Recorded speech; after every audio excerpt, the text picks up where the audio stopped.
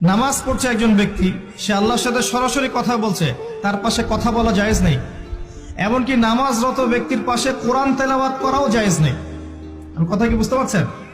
একজন ব্যক্তি নামাজে দাঁড়িয়েছে, আল্লাহর সাথে কথা বলছে, পাশে আপনি কোরআন তেলাওয়াত করতে পারবেন না জোরে জোরে। মনে মনে করতে হবে, করতে চাইলে মনে মনে করতে হবে।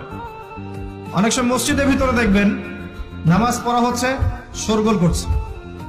নবী সাল্লাল্লাহু আলাইহি ওয়াসাল্লাম বলেছিলেন, আখিরুজ জামানে, তিরমিজিতে আছে হাদিসটা, আখিরুজ জামানে ইসলামের নামটুকু থাকবে, ইসলামের প্রকৃত বিষয়গুলো থাকবে না। কোরআনের মাসহাফ থাকবে, যে মাসহাফ, কোরআনের মাসহাফটা থাকবে, এর শিক্ষাগুলো থাকবে না। মসজিদগুলো হবে চাকচিক্যময়, কিন্তু মসজিদ হবে হেদায়েত শূন্য। আর চতুর্থ লাইনটা আরো ভয়ঙ্কর। 4 নম্বর লাইনে গিয়ে নবীজি বলেছেন সাল্লাল্লাহু আলাইহি ওয়াসাল্লাম, আসমানের নিচে জমিনের উপরে আল্লাহর সবচেয়ে নিকৃষ্ট সৃষ্টি হবেন এক শ্রেণীর আলেম, যাদের থেকে ফিতনা ছড়াবে এবং তাদের দিকেই ফিতনা ফিরে আসবে।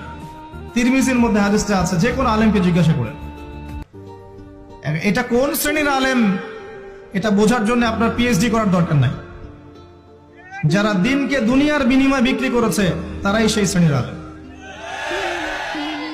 যারা সত্য কথা বলতে ভয় পেয়েছে তারাই সেই শ্রেণীর আলেম। যারা সত্যকে মিথ্যার সাথে মিশ্রিত করেছে তারাই সেই শ্রেণীর আলেম। এবং যারা ইসলামের নামে উম্মাকে শতদা বিভক্ত করে দিয়েছে এরাই সেই শ্রেণীর আলেম।